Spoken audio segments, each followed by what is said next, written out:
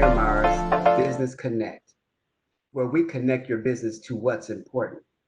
Today, our discussion will be about, is your business post COVID 19 ready? And as our guest panelists we have today, we have first of all Miss Brenda L. Hill-Riggins, owner, owner of Mars Contractors Corp. And we also have Mr. Desmond A. Bascombe, owner of Xander Financial. Thank you guys for coming today.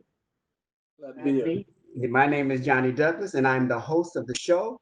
And I'd like you guys to sit back and get connected. I'd like to start now by asking, first of all, our guests to tell us a little bit about themselves and their business and what brought it to life for them. I can start this off with the man of the hour. Let's go with Desmond. Cool. Gladly. So, a little bit about me, man. I'm from South Florida, born and raised in Miami, um, born in Jackson Memorial Hospital. So it's yeah. So I've been here all my life. Went to school at Florida International University. Got my master's in finance. So I've always been financially driven, and it's been bigger than just me. Wasn't I didn't find it as a means of just earning income for my family and I. Certain scenarios throughout my life like kind of paved the way for me wanting to study finance and learn exactly how to help to grow your money and create some type of generational wealth. For example, I've had, my dad has had friends that I know have, might have come into money for certain reasons, whether it was a settlement, you get an accident on a job, you get big paychecks, and then a week, 2 weeks later, a month later, not that's exaggerating, 1 to 2 weeks, but a month later, they're at the door asking for $10 to borrow. You know what I mean? And I've seen that multiple times in my lifetime. And I always told myself, I'm going to do something about it. My goal is to try my best to empower, financially educate those around me, or anyone that is willing to listen, for the purpose of helping us collectively, put ourselves in a better financial position, not for only us, but future generations to come. So one way that I realized to do it is like, you know, I'm originally was a financial consultant, right? Financial advisor. And there's a barrier that I realized that I wasn't able to reach a lot of people in my demographic because it's like you can only deal with clients who have a certain amount of assets available, whether it's 25,000 liquid cash, not even net worth, but like liquid cash available minimal in order to be able to assist them, help them with financial education tools and resources. That didn't work for me because it's like, man, I know so many people who are not there. So how do I help them get there? And that's how I birthed Xander Financial, because I wanted to create a platform and a resource for people to be able to come to be able to get financially educated and get themselves on the pathway to help them get to where they want to be, to where now we can have more investment and asset and wealth creation conversations.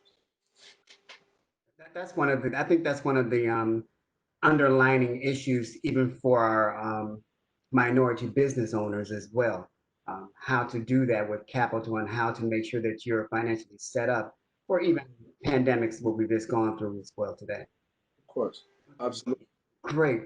Okay, and now, Miss Brenda. Okay, a little bit about you and your business. We saw your wonderful video, but I want you to put into words everything that we need to know about you. Well, I'm married to Marcus Riggins. Okay. He told me to make sure I say that. Married to Marcus for 28 years now. We started our business 1992, right after Hurricane Andrew. In fact, Marcus received his license 3 days before the storm hit. And just to say, business has been great since then. But Marcus has a general contractor's license, plumbing, mechanical, underground utilities, and he's medical gas certified. We are family owned and operated. Our focus though is on mechanical, which is air conditioning and heating and plumbing. 95% of our work though is plumbing related. We are a union company. We've been union most of the 29 years that we've been in business. 28 years. 28. Okay. We have 4 children. We have 4 children, 11 grandchildren, and 7 great-grandchildren. Yeah, we are also farmers. We have a farm in New Jersey that we are getting ready to launch a program along with the prison board for the state of New Jersey, and it's for returning citizens. They will live on the farm, work on the farm, and receive all the resources that they need in order to jumpstart their new life. Wow. Yeah, I just released my new book. It's called How I Gave Birth to Me. One of the things that I've tried to do throughout the process is to not only focus on making money, but creating balance between the mind, body, and spirit. I think that's the way Marcus and I both stay sane, especially as husband and wife working together for 28 years. Should really be a comedy show, but nevertheless, we do okay. Most of our work has been in South Florida, although we did venture out to Tampa and we participated on the construction of the Tampa Bay Stadium. Recently, we've been working in the hospital space with Jackson Hospital. It has been the best series of projects that we have been on in the 28 years. Jackson Hospital has a system in place to ensure that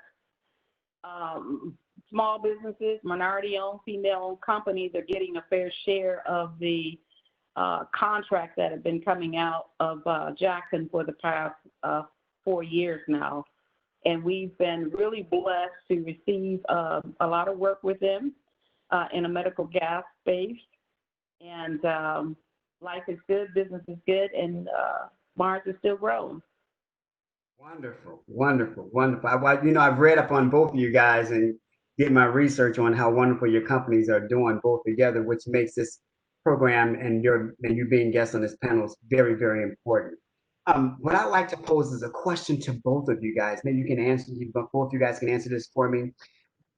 During our pandemic, we had a stay-at-home ordinance that took place, and it kind of put a little strain, kind of put a lot of strain on a lot of businesses out there. Question I'd like to pose to you guys is, now that we're able to reopen some of the essential business, some of the non-essential businesses, how is that looking for you as your business reinventing your business? How does that look by reinventing your businesses? How does that look entail? Or did you have to reinvent your business? Are there things that you're doing the same, or are there things that you have to do differently? What are those You want to go first? things? So for us, we were considered essential. We're construction. And additionally, we were working 2 projects at Jackson Hospital, so we continued with the work. The first week, prior to the first week, we reduced manpower probably about 10%, only about maybe 10 to 14%. And that was mainly because everybody was so unsure what was going to happen. And we did a little reinventing ourselves. I don't want to say reinvented. I reinvented me. I gave birth to who I am during the pandemic. It's really important that you got to not just do what you need to do in order to provide for your family and create that generational wealth. I'll talk to you later about that, Desmond. Also, make sure you love what you do. Construction is Marcus's dream. And I'm here as a spouse and partner to assist him. But I have not forgotten about me along the way. So it was ironic that just before the virus manifested itself, that I had plans to start my career. I really have always been doing it, but I'm going to be more focused about it. And that is helping others to give birth to their true self. Something I do behind the scenes, and I really enjoy that. But one of the things we did do with Mars was to start up our cleaning service. Okay. Yeah, the cleaning service. And the main reason is to offer more job opportunities. It's not something we needed to do or had to do, but it was just the right thing to do in order to provide more job opportunities. Okay, so you took what could have been a devastating impact on some of your employees and made the best of it by starting up another business within that could help them. Wow, because you get really creative with that. Now that's a great thing that I didn't hear a lot of businesses doing. Well, it really did not affect the ones that I laid off. It new employees, because oftentimes now my guys are unions and they are tradesmen. They're very highly skilled, but so often being in our community, we don't have a lot of skilled men or women to pull from. So, and they're always asking me for a job. This afforded me an opportunity. There was a great need to say, okay, let's look at, starting the cleaning service up. There's a huge demand, and this is the way we provide for new job opportunities. Great, I love that. Love that. Okay, and Desmond, being in the financial sector of our business world, how has this coronavirus affected your business, and how has it caused you to do business differently? Well, you're looking at it because you're using a tool to talk through it.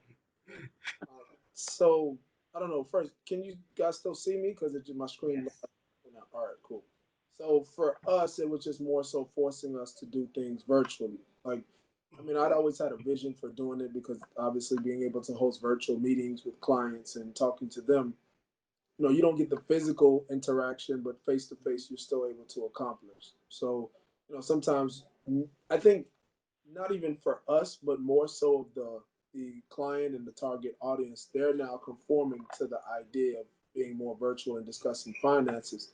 And it's simply because they know they really don't have much of another choice. At this point, offices that we work out of that were closed for the time being, they recently just started opening back up. But now I'm questioning whether or not I even need it. I mean, honestly, business has probably picked up for us since things have closed. I don't know if everyone just got a little bit more silence. They weren't day to day hustle and bustle. So they actually took some time to pay attention to their financial situations with a little bit more time on their hands. And as a result, I feel like we got more phone calls. We were able to execute on more clients, helping more individuals, and it's actually been benefiting. So now specifically, how did we do that? We use certain things like whether we use an online scheduling program. If you're familiar with Calendly or Acuity scheduling, those are some things where a client can just go on your website, book an appointment, they find your name, they can book appointments, stuff like that. Or even setting up a Zoom or a WebEx, same thing, where you schedule it, you can link. Those apps are actually integrated together. So sometimes when the client books an appointment, it automatically sends them a meeting ID, stuff like that. So it's like those automation systems are very important for you to have a successful, engaging virtual experience for the client. And I mean, you can do everything as even share screens on these tools and outlets. So we're looking at the same thing together. It's just the fact that you're looking through your phone or your tablet, and I'm on my computer, and we can still, essentially have the same type of conversation, the same level of conversation. Not to mention the convenience of doing it. Like you're at home, I'm at home. Right. This is at home, and we're still able to have an effective conversation without having to physically go to a location, alter whatever plans you might have had, and might have kids. You couldn't brought all the kids somewhere. So I think we may have always been moving towards this direction with the Amazons, the online stores, etc. But in a positive aspect of COVID, it's like it forced you to accelerate that progress for being more virtual. Right. I have to agree with you on that. Being the outreach coordinator for the City of Miramar Economic and Business Development Department, I reach out to a lot of businesses within the City of Miramar. And some of the concerns of the businesses that I've spoken with, even post COVID-19, is how do we maintain our customer base? how do we, especially when you talk about the delicacies of a restaurant, how do we maintain that customer base? How do we appeal to them to make them less apprehensive for coming in and visiting? Or Right. how do we, and so with that being said, I would love to for you guys, if you have any tips or anything that anybody listening audience can take from this video, what tips can you give them for reaching out and keep and maintaining that customer base, but also developing new ways to gain new customers? How would you guys address a business owner who comes with you and wants that kind of answer? What would you say? Well, for me, it's a little different because we only do commercial for the most part. Right.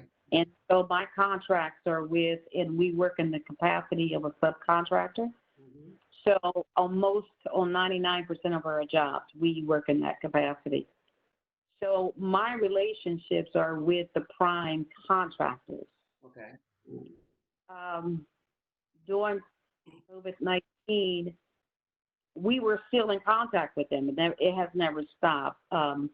We have been more in contact with them because of new opportunities, and but it's nothing out of the norm.